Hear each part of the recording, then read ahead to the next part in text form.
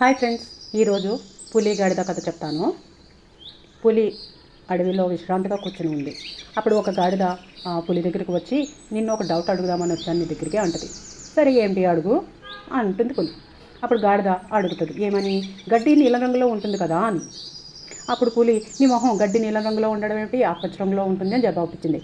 లేదు లేదు, గడ్డి నీలం రంగులోనే ఉంటుంది అని గాడిద అంటుంది. ఏడ్చోలే, గడ్డి నీల రంగులో ఉండదు, ఆకుపచ్చ రంగులోనే ఉంటుంది అని పులి చెప్తుంది. ఇంకంతే, ఇంకా అలా అలా అలా పులికి గాడిదకి వాగ్వివాదం పెరిగిపోతుంది.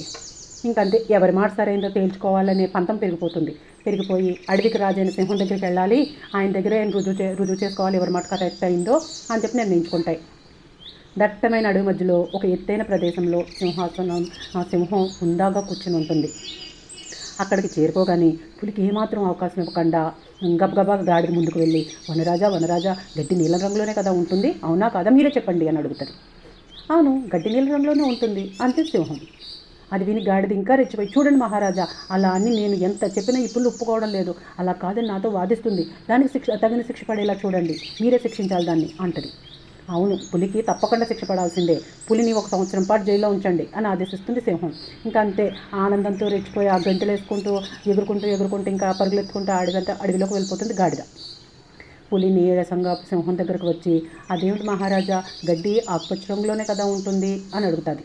అవును, గడ్డి ఆకుపచ్చ రంగులోనే ఉంటుంది అని సింహం చెప్తుంది. మరి నాకెందుకు శిక్ష విధించారు మహారాజా అని అడుగుతుంది పులి. దానికి సింహం, గడ్డి నీలం రంగులో ఉంటుందా లేక ఆకుపచ్చ రంగులో ఉంటుందా అనే విషయంగా నిన్ను శిక్షించలేదు, బుద్ధి లేని ఒక గాడిదతో వాదించి మరిలా దానికి తీర్పు ఇవ్వమని నా దగ్గరకు వచ్చినందుకు, ఇంకా నీ విలువైన కాలాన్ని నువ్వు వృధా చేసుకున్నందుకు నీకు శిక్ష పడింది అని చెప్తారు. ఈ కథలో నీతి ఏమిటి అంటే, మూర్ఖులతో వాగ్వివాదాలు పెట్టుకోకూడదు. మనసులో ఏదో ద్వేషం, అసూయ, అజ్ఞానంతో వాళ్ళు వాదిస్తూ ఉంటే అది మన సమయాన్ని వృధా చేసుకుంటూ వాళ్ళతో వాదనలు పెట్టుకోకూడదు. కొందరు కావాలని వాదిస్తూ ఉంటారు, ఇంకొందరు ప్రతి విషయంలోనూ రంధ్రాన్వేషణ చేయాలని వాదిస్తూ ఉంటారు.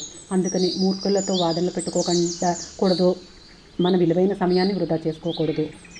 ధన్యవాదములు. Thank you friends.